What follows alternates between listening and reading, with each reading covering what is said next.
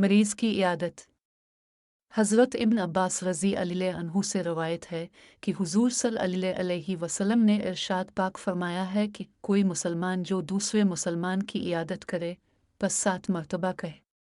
तर्जमा मैं सवाल करता हूँ अल्लाह बुज़ुर्ग व बरतर से जो बड़े अर्श वाला है कि तुझे शिफ़ा अता फ़रमाए, तो अगर उसकी मौत का वक्त न हो तो इसको शिफ़ा दे दी जाती है। मेहमानों की कसरत से बरकत।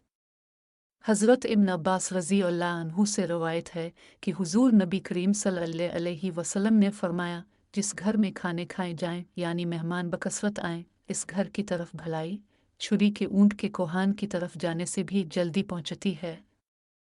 यानी कोहान का गोश्त बहुत लज़ होता है, इसलिए इसको लोग जल्दी काट लेते हैं।